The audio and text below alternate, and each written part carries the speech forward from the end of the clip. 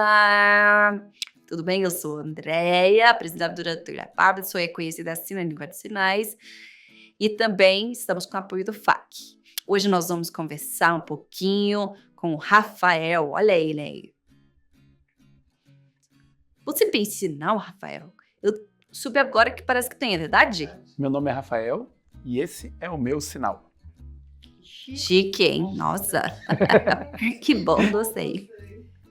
Mas me diz uma coisa, qual a sua história na área artística, participação de projetos? Me conta aí. Eu trabalho com teatro desde 98, comecei lá em São Paulo e fui fazendo teatro, brincando de fazer teatro lá atrás, até eu descobri que era isso que eu queria como vida, como profissão. Oh, uau! Em 2004 eu fiz um vestibular e vim aqui para Brasília. Aonde? Para começar a estudar. Ah, sim, que legal. E aí eu lembro, foi no dia 1º de março de 2004, eu caí aqui. Cheguei no Planalto para estudar teatro na UNB. E ali eu fui fazendo peça, aprendendo um pouco mais sobre aquela linguagem.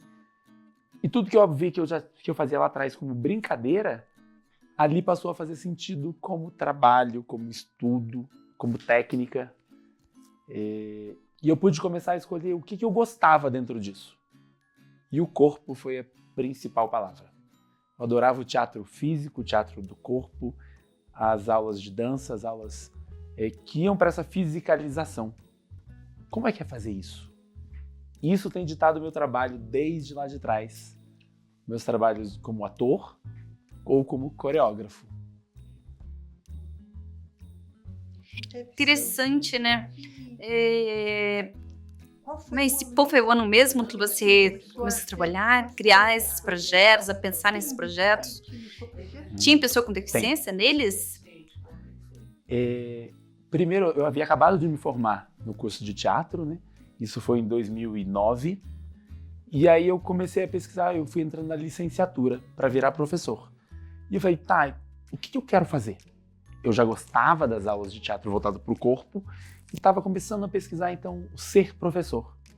E foi nesse momento que uma amiga muito próxima, uma super amiga, ela sofreu um acidente de moto e ela ficou tetraplégica. E ela veio se tratar aqui em Brasília, né? Ela morava em São Paulo, na época que eu era de lá, e ela veio se tratar aqui em Brasília, no Sara. E aí eu pude acompanhar o tratamento dela. Nas primeiras semanas eu ia todo dia no hospital, depois um pouco menos, mas sempre acompanhando. E foi nessa observação dela dentro do Sara que me deu um estalo. A ideia de juntar o que eu estava observando ali, ser professor e as aulas de corpo. E eu falei, tá aí, eu quero trabalhar então com teatro, trabalhar com dança com pessoas com deficiência. E aí isso era 2009, então de 2009 até 2011, eu dediquei todas as minhas matérias do curso de professor, né, da licenciatura, para entender educação especial, educação inclusiva, educação integradora. Qual que é a diferença? O que existe numa classe hospitalar? Então fui atrás de tudo isso para entender o que eu queria. E era muito nome novo para mim naquele momento. E aí eu falei, tá, então deixa eu escolher um. Eu queria trabalhar no primeiro momento com pessoas cadeirantes paraplégicas. Então uma pessoa na cadeira de rodas, mas que tivesse o braço forte, o intelectual preservado, uma fala convencional. E aí eu criei o Grupo PES. O Grupo PES de teatro-dança com pessoas com deficiência. Lancei ele na cidade. Primeiro coloquei ele dentro da universidade, né, porque tinha umas bolsas ali que eu podia oferecer. E veio meu primeiro choque. A dificuldade dessas pessoas com deficiência de acessarem a universidade. Então quase não tinha esse público dentro da UNB. Mudei e falei, vamos jogar para a cidade.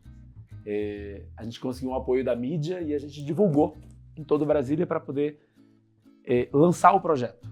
E já na primeira semana apareceu para mim um grupo com 4 meninas, com 4 deficiências diferentes e nenhuma delas era paraplégica. E eu falei, o que eu faço? Tudo que eu achei que eu ia fazer. Nossa, que incrível, né? Mas me diz uma coisa, eu soube que no período da pandemia você ficou meio ruim, o que foi que aconteceu? Me conta aí, me explica um pouquinho dessa história. Eu fiquei um pouco preocupado com essa informação, mas me conta. Sim. Continuei meu trabalho, né, fazendo teatro com um grupo, teatro dentro da universidade, em outros projetos como ator também, paralelos. E até que em 2020 veio a pandemia, né, para mim e para todo mundo.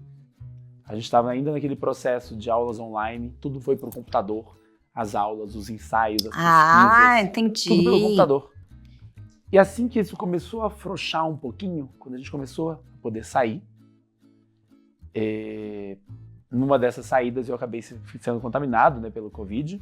Nossa. E minha vida virou de cabeça para baixo, assim.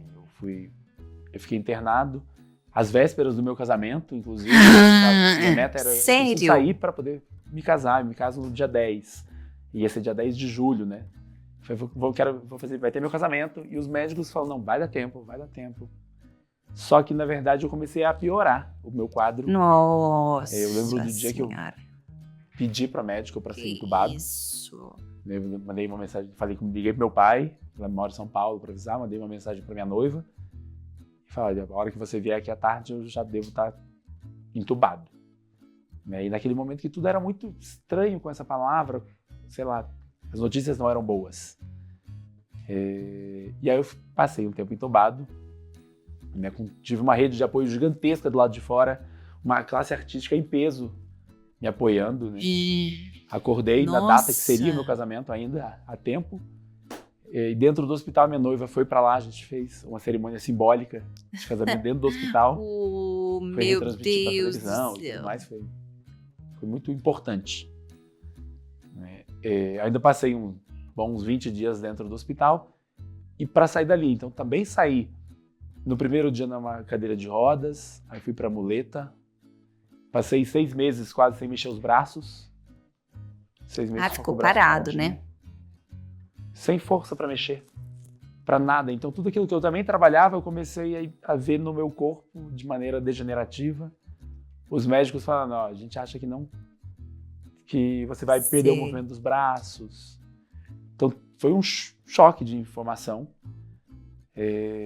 Até que em janeiro do ano passado, de uma maneira mágica, milagrosa, as coisas começaram a mudar. E retomei meu movimento do nada, retomei os estudos, voltei. Uau. Voltei para a cena teatral, voltei para dança, para a sala de aula.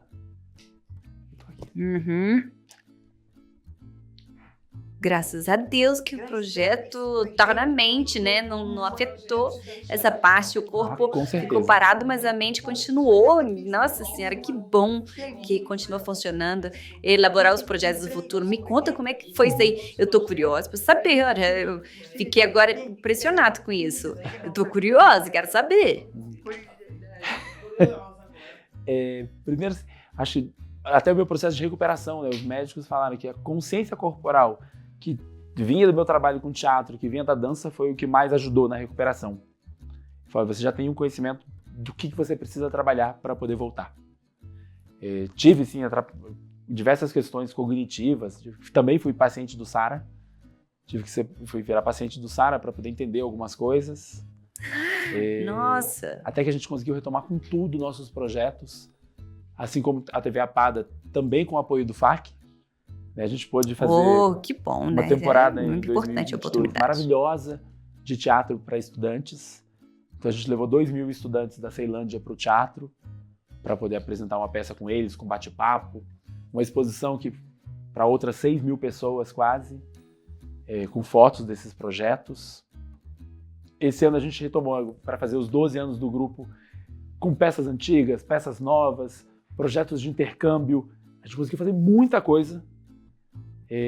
E vem mais coisa. A gente quer estar planejando aí alguns projetos, né? Agora, para o final do ano, a gente retoma um espetáculo que a gente só conseguiu estrear em 2019, logo antes da pandemia, que inclusive chamava, né, Amplexus. Qual a distância de um abraço? E a gente estreou, logo depois veio a pandemia, e a distância de um abraço foi real. Né? A gente criou ela de maneira brutal. A gente falou, agora a gente pode fazer. Então a gente vai voltar com esse espetáculo. A gente está com um projeto aí para fazer o Festival de Dança Internacional de Pessoas com Deficiência, trazendo grupos da Argentina, outros grupos aqui do Brasil mesmo, né, de outras regiões, para poder falar, para poder mostrar essa variedade, essa gama de pessoas que dançam, que fazem, que respiram arte. É, Eu respirar, acho que que esse tem coisa como meu bonita, principal hein? projeto. Nossa!